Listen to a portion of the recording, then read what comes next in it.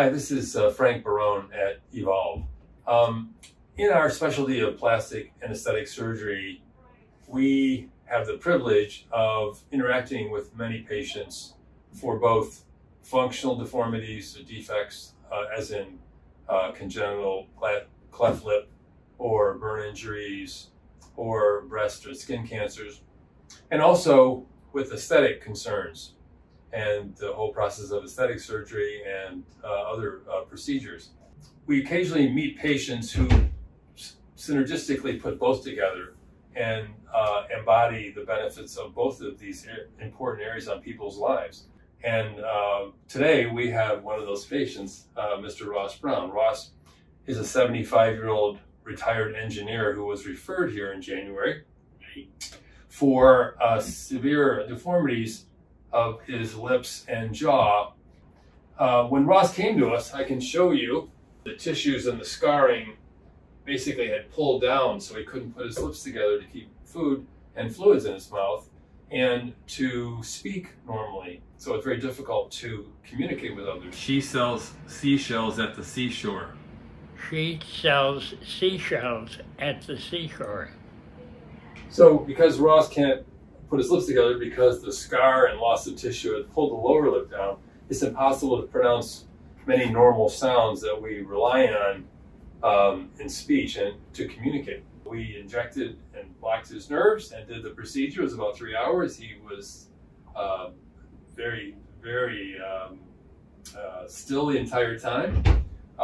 And when we were done, he asked to see his image in the mirror, and he got tearful, and I think and we did too.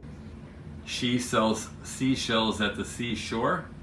She sells seashells at the seashore. So quite a bit of difference in his speech. And he's continuing to improve. That was taken several weeks ago. Ross, our new hero, I think you touched a lot of people in this office with your courage and your graciousness. So we thought we'd get to know you a little bit better and find out what this was like for you. First of all, you're an engineer, correct? Yes, I'm a retired engineer. I specialize in robotic manufacture. When I would conduct seminars at automotive facilities with their engineering staff, they have to understand what I'm saying. Mm-hmm. And I couldn't get through to them with the speech I had. Sure, because you couldn't make S and P sounds and lots of...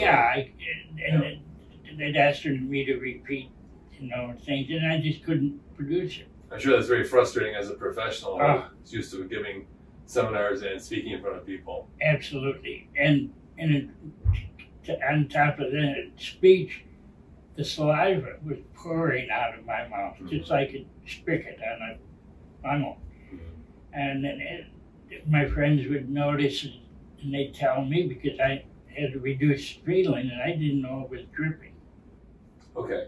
So you had a surgery in 2007 to remove the cancer, yes. And then developed infections and problems with the radiation afterwards. It created all the scar tissue and your yes. ability to speak normally and retain fluids. I'm sure they would have, today they do it differently, but back in 2008, they just burned through 30 sessions, and to this day, I'm having trouble with the carotid arteries because of the radiation. Yes. How now, as a professional who is communicating and working with people, how did this impact you? How did this make you feel as far as dealing with this? Well, this self-image was really shattered because I even overheard two men walking away saying, "My God, that poor guy couldn't understand it." And self-esteem is important. I'm 76 years old. I didn't come and fortunate enough to find you, Dr. Barone, out of aesthetics. It was function for me. Sure. I had to be able to speak correctly. I had to be able to look in the mirror and not have saliva or food. But the appearance affected your self-confidence, I'm sure. Self-esteem is so important. And that's the message that's often missed. Even Ross at 76 years old like all of us as humans are hardwired to be affected by appearance. Appearance affects our life in every way, young or old, male or female. And it's often overlooked or dismissed as vanity. But it goes way deeper than that. That's how we are as human, and we're programmed that way. We react to appearance. It affects the quality of our lives, emotionally, mentally, physically. It's a part of health, therefore. And absolutely, if you can't speak to somebody and have saliva dripping out of his mouth without them thinking, "Oh my God, what am I doing?" What did you notice afterwards, as far as how? Obviously, you're very small, but what kind of improvements did you notice, or how did you feel about it, or what were you experiencing? I felt so good. Now I'm learning how to feed myself properly again. Mm-hmm. My mouth is just a tiny bit smaller. Before you used the straw to put fluid in the back of your mouth because you couldn't keep fluid in? Well, that's what I had to do with all the other surgery, but not with yours. I was able to eat right away, immediately. Mm-hmm.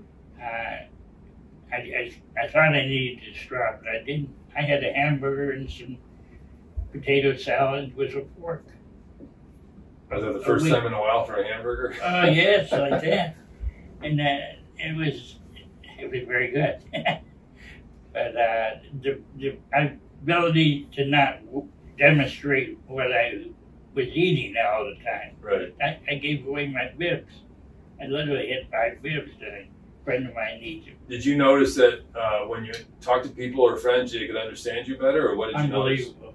Unbelievable. I had a friend that knew me for 50 years, walk across, saw me for the first time, and she came up and gave me a hug. She said, "You got your mouth fixed." You know, she was so happy for me. Yeah. And people know me when I talk on the phone, but they understand what I'm saying. Mm-hmm. And that wasn't the case before? Oh my God. I don't have to constantly repeat myself. And you live alone, don't you? Yes. Yeah. Well, Ross, it's a pretty amazing story. Doctor, I'm so thankful for you, and I mean that.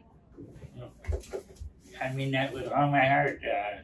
I didn't expect this. I didn't think you could do this. Well, we really didn't know what would happen because of all the complexities, but certainly we're so excited for you and the difference it's made on your life.